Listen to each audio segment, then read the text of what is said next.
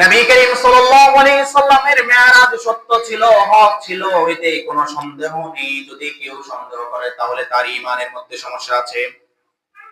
সুস্পষ্টভাবে আল্লাহ তাআলা কোরআনের মধ্যে দলিল দিয়েছেন, তিনি তার হাবিবকে, তিনি তার নবীকে মেরাজ করিয়েছেন, ইসরা করিয়েছেন। সেই প্রমাণ তিনি 1450 বছর আগে তার কিতাবের মধ্যে সুস্পষ্ট করে তিনি লিখে দিয়েছেন। সুবহানাল্লাহ।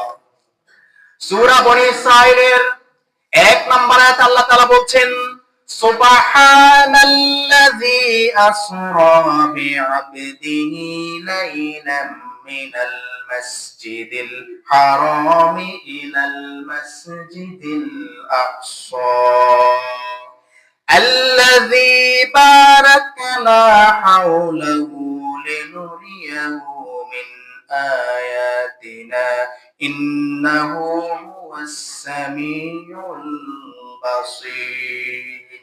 আল্লাহু আকবার।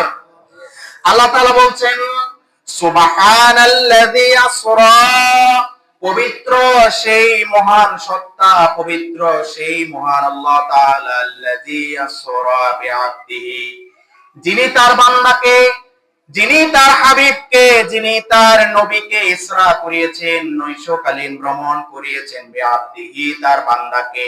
তাহলে আল্লাহ তাআলা এখানে নবী করিম সাল্লাল্লাহু আলাইহি সাল্লামের পরিচয় দিয়েছেন কি? তার বান্দা। তার কি? বান্দা।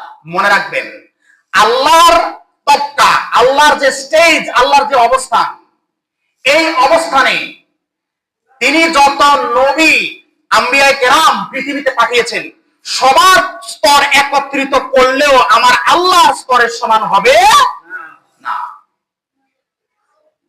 নবী করিম সাল্লাল্লাহু আলাইহি সাল্লামকে তিনি এখানে বান্দা হিসেবে তিনি সার্টিফাই করেছেন। কি হিসেবে? বান্দা হিসেবে। তাহলে বুঝতে হবে, মুহাম্মাদান আবদুহু ওয়া রাসূলুহু, প্রথমে আমার নবী, আল্লাহ তাআলার বান্দা, তারপরে তার রাসূল।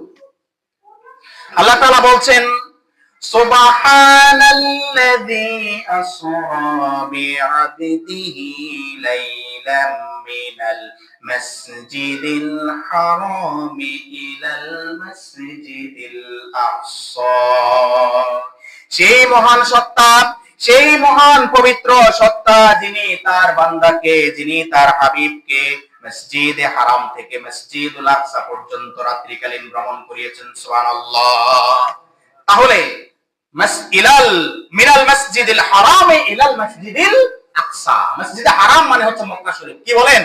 মক্কা শরীফ। ইলাল মসজিদিল আকসা, এটা হচ্ছে ফিলিস্তিনে।